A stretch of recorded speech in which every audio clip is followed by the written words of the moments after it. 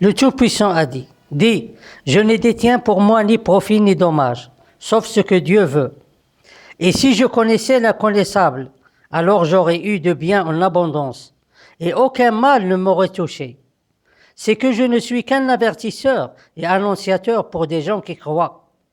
C'est lui qui vous a créé d'un seul être, dont il a tiré son épouse pour qu'il trouve de la tranquillité auprès d'elle. Et lorsque celui-ci s'est cohabité avec elle, elle avait eu une légère grossesse, avec quoi elle se déplaçait. Et lorsqu'elle s'est trouvée alourdie, alors ils ont invoqué Dieu, leur Seigneur. Si tu nous donnes un saint, nous serons certainement du nombre des reconnaissants. Puis lorsqu'il leur a donné un saint, alors ils lui ont assigné des associés en ce qu'il leur avait donné. Mais Dieu est bien au-dessus des associés qu'on lui assigne. Est-ce qu'il assigne comme associés ceux qui ne créent rien et qui eux-mêmes sont créés et qui ne peuvent ni les secourir ni se secourir eux-mêmes? Ils se ressemblent les rois ou les dirigeants en général et les spirituels en ce qui concerne l'héritage. En effet, si les fils des rois héritent de leur père les royaumes et l'argent et la supériorité, et il y a même de ces fils qui héritent aussi la mentalité de la tyrannie et de l'injuste, alors les spirituels font de leur mieux pour que leurs fils héritent d'eux la connaissance et la force, et aussi la mentalité de l'égoïsme et de l'arrogance. Car ces spirituels croient qu'ils sont sur la bonne voie et qu'ils sont les plus connaisseurs de Dieu Tout-Puissant. Et on trouve même cette mentalité d'héritage chez des gens ordinaires. Et tout ceci, c'est comme si on fait à Dieu Tout-Puissant des associés.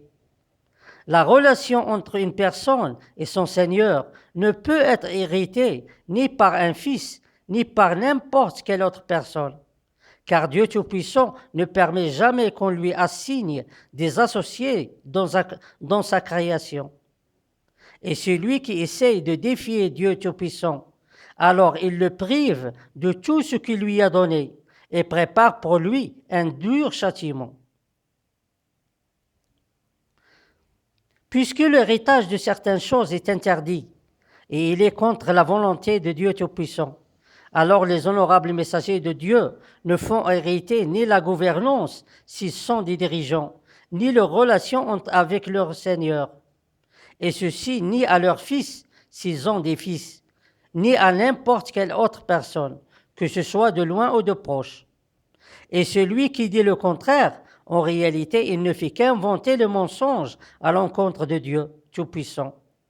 Car combien de messagers son fils était un mécréant, et combien de messagers son père était un mécréant. Plutôt combien de messagers tout son peuple était un mécréant. Alors si les honorables messagers de Dieu parlent ou écoutent ou voient des gens, ceci ne veut pas dire que ces gens sont particuliers ou qu'ils sont plus intéressants, mais ce sont des gens ordinaires comme tous les autres. Et il se peut qu'ils soient des bons ou qu'ils soient des mauvais. Dieu seul connaît leur réalité. Les honorables messagers de Dieu ont bien transmis le message et ils ont bien averti les gens. Mais il semble que les gens n'ont pas cru et ils ne croiront jamais, y compris les scientifiques de notre temps.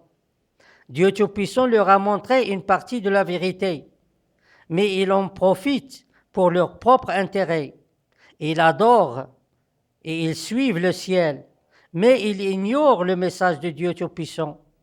Bien que ce qu'il y a dans le ciel n'est qu'un exemple que Dieu Tout-Puissant donne aux gens à travers ses honorables messagers. Et ce n'est pas un trésor ou un héritage qui va rester pour eux.